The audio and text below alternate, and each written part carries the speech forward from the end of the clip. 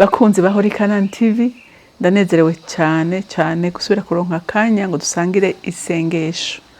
Ijambo rero Imana yampaye ngo dusengeremwo ni ijambo riri muri Zaburi ya 71. Turasoma kuva ku murongo wa mbere dushikane ku murongo wa 3. Yari umuntu yitwa Dawidi ndamukunda cyane. Dawidi yari yaramenyanye n'Imana. Dawidi yari yizigiye Imana. Dawidi yakundwa n'Imana. Yari afise umutima umenetse, ufite umutima wizera. Dawidi byatumye Imana imwirata. Iranavuga ko imubikiye imbabazi kubw'umutima umenetse, kubw'umutima wizera, kubw'umutima uhimbaza Imana, kubw'umutima uzi kwihana. Ndakwifuriza kugira umutima nk'uwari muri Dawidi. Mana, nanje uwo mutima ndawugusabye uri ku ntebe yawe. Gira umutima nk'uwiwe, umutima ushize ubwoba, umutima wizera, umutima wizera Imana. Ndiye nasanze ibintu byose tudashikako biva kuri twebwe. Biva kuri twebwe ingene twifata. Akuraza umuntu aba afise uburenganzira ku bintu mugabo ntabicikeko kubera atitahuye. Dawidi rero yari yaritahuye, atahura Imana yiwe, atahura ko ari Imana itazi kubesha. Reka rero dusome ijambo ry'Imana. Baravuga ngo Uhoraho ni wewe Mpungirako. Sinze nigere maramazwa. Unkize kubwo kugororoka kwawe, undokore, untege ugutwi, unkize. Umbere igitandara cyo kubamo aho nzoshobora kwama mpungira. Wangereye kunkiza kuko ari wewe gitandara canje n'igihome kinkingira. Dawidi aramenya neza ko Uhoraho ari igihome ciwe kimukingira. Aramenya neza ko atawundi muntu yokunamurira kwa maso. Aramenya ko atawundi muntu numwe yokwizigira. Aramenya ko ata muntu numwe wundi afise ubugingo bwe mu kiganza ciwe. Yari yarabimenye. Uhoraho ngo ni wewe Mpungirako. Urumva? Ntahungira kuri se, ntahungira kuri bene wabo, ntahungira kubakomeye. Twebwe uyu munsi durahura n'ibibazo.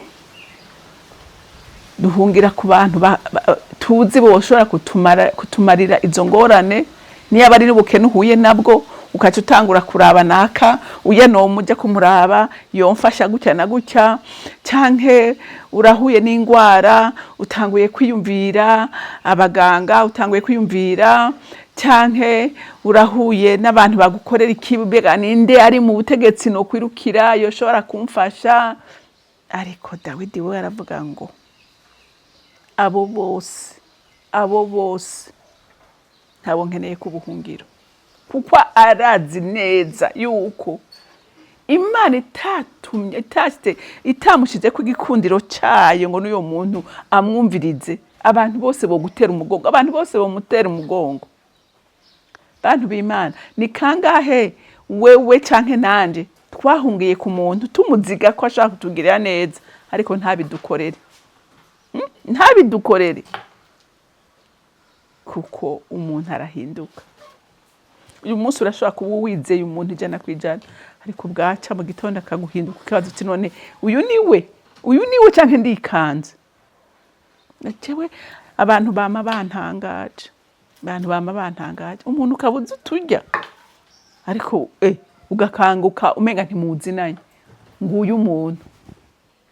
Dawidi we yari yaramenye ko umuntu ari umuntu, ariko amenya ko ubuhungiro bwiwe akwiye kubugira hehe? Ku Mana yiwe. Ngo sinze nigere maramazwa. Urumva? Arabwiye Imana ati ni wewe. Ntuze wemere ko maramara mu ma circumstances, mu bibazo byose nzohura nabyo. Ntuze wigere wemera ko maramara. Ndakwihaye wese, ndakwiyeguriye wese Mana. Ngo unkize kubwo kugororoka kwawe, undokore. Urumva? Kandi yaramurokoye. Jewe iyo ndiko ndaraba parcours ya Dawidi, yabonye Imana. habaye imana, habaye imana. Idubu zimutera, intare zimutera, akabona zitantamura, akabona zica, aravuga ati bisi si amaboko yanjye Dawidi, oya aya ni amaboko y'Uhoraho. Twebwe ni kangahe Imana dukorera ibintu by'ukuri tukavuga ngo aha hantu ndahakuwe nayo, ndahakuwe nayo, ariko bwaca tugahura n'ikintu tukajugumira, tugakura amaso ku Mana tukaraba cya kibazo. Imana itubarira ngo tuyihanga amaso muri byose, muri byose, ngo untege ugutwi unkize, umbere igitandara cyo kubamwo, aho nzoshobora kwama mpungira. Ndibuka umunsi umwe umwami bamubwiye Sawuli, bamubwiye umusozi Dawidi ariko n'ingabo ziwe. Hanyuma Sawuli aravuga ati Dawidi amaze kuducika kenshi, ati ubu rero icyo tugomba gukora, reka tumutangatanga inzira zose, bamwe ni muce ngaha donc bahure, abandi baje mu mugongo wiwe.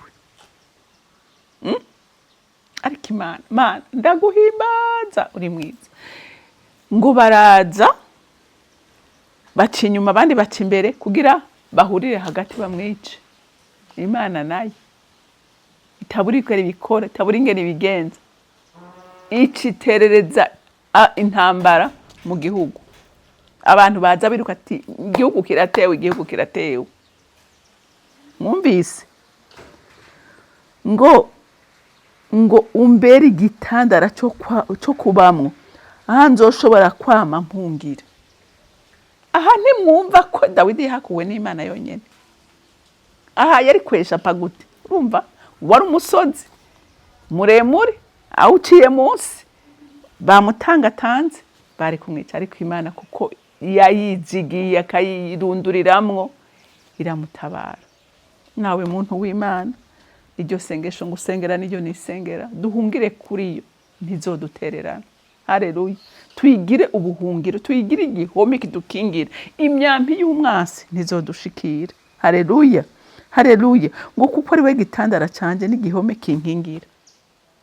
Reka dusenge. Mana data rugira byose uri mu ijuru, uri mwiza, uragahezagirwa, ugira neza bugaca bukira. We ntuhemukira abagukunda n'abakurondera, oya we ntuhemuka, we ntubesha, we ntuzi kwivuguruza kuco wavuze, kuko wewe wibwiye ngo uri inyuma y'ijambo ryawe. Mana we reka ngushimagize, reka ninazi, uri uwo kwizerwa. Dawidi yarakubonye, arakumenya neza, aramenya kuri ubuhungiro bwiwe, aramenya kuri igihome kimukingira, aramenya kuri gitare yihishamwo. Mwami y'umwasi ntimushikire. Nanje Mwami Imana ndisengera, sengera bene data kugira ngo dushire umutima wacu n'ubwenge bwacu kuri wewe, kuko utazokwigera utumara amazana ari mwe Nyaguhoraho. Uravuga ngo mpamagara ndabitaba. Haleluya. Mana yanje uyu munsi hari ibyo tutabona inzira, hari ibyo tudashoboye, hari ibyo tutishoboreye, none ndaguhamagaye wumva uri mu ijuru ryawe ryera, n'ukuri twereka ibyiza waduteguriye ko birahari, intambara zirahari, ibyago birahari, ariko hahiriwe uhungira kuri wewe, ko ari wewe umara byose, ni wewe uri hejuru ya byose Mwami. Wewe yuvuze biraba, niyo utegetse birakomora, niyo uhinduye birahinduka. Ndasenze ngo duhindurire ibihe Mwami, duhindurire amateka, uvuguruze ico umwasi ariko aravuga ku buzima bwacu n'ubw'abacu. Mana ndashingura karimbi kose umwasi yashingiye uruvyaro rwanje, yashingiye urugo rwanje, yashingiye abavukanyi banje, yashingiye igihugu cyane. Ndashingura ko karimbi, ndatura kugira neza kwawe Nyagora ku ngoma, aho ngeze umutima hose uhagere. Mana ndavuze ngo ukubaho kwawe kwiganzira banje bose. Se mukunzi mwiza, uko nsenga na bene data bose bariko barasenga, nukuri bizere we nta nari muhemuka, we nta nari mubeshi, ibyo uvuze urabikora kandi urabishitsa. Umwete wawe ni ushitse ibyo uvuze, nta na kimwe cyo kuzira, nta na kimwe cyo kunanira. Nta satani, nta badayimoni, oya ntabahari, nta nabahari. Mukunzi mwiza, we iyo uvuze nta ukuvuguruza. Uri Imana nyamana, uri Imana umuvyeyi, uri Imana umukiza, uri Imana umutabazi, udutabara uko bukeye nuko bwije. Mbega aho nyene turiko turavuga suko wabigomvye, impwemu ninde agaba impwema hema? Si wowe uzigaba, ushatse kuzikura mu muntu ntizikurayo. Ni gute umwana w'umuntu yo kwigira gakomega wa Mana we? Ni wewe ukomeye wenyene, kuko ari wewe Mwami ushira kwa kadomo. Iyo uvuze nta numwe yovuguruza, nta numwe yosenyura ico wasinye. Ni wewe uvuga ijyanyuma ku buzima bw'umuntu wari we wese. Dawidi yari yarabimenye kandi wamubereye Imana. wamubereye ubuhungiro, wamubereye umwizigirwa. Mana nanje narakubonye, hari ibihitangabo kenshi nakubonye mwami, ntabona inzira yo gucamwo, ariko nshira inzira ndajabuka. Haleluya, haleluya. Uracyari iyo Mana nyene, nico gituma ntafise ubwoba n'ubu, kuko nzi neza kumfumbase kandi umfumbatiye. Nta kintu na kimwe gishobora gukura mu kiganza abo bakunze nawe watoranije. Oyaye, wavuga ngo nabatiye nk'imanzi mu biganza byanje, ndabahoza kwigisha uko bukeye n'uko bwije. Mana abafise ubwoba reka baremejwe n'iri jambo, baremejwe n'iri sengesho, kuko we ntuzi kwirengagiza abawe mwami, uduhoza kwigisha. Wa Mana we nushimwe, nushimagizwe, uri uwo kwizerwa buri munsi Mana, uri igihome kidukingira Mana. N'ubu ndubatse igihome c'uburinzi bwawe mukunzi mwiza, kubanje bose aho bagera barindwe kandi bagirirwe neza nawe Mana. Umutima wanje urakwizeye kandi uragukunda kandi uragushima. Nyemerere n'abandi bose ariko barasengana nanje mwami, bakira iryo humure kandi bakira nuko kwizera ko ari wowe ufise ijambo rya nyuma ku baremwe n'ivyaremwe byose. Urakoze, icubahiro cyose kikugarukire mu izina ry'umwami wacu Yesu, senze nizeye kuvyumvise. Amen, amen. Mwarahezagiwe, mugira umunsi mwiza.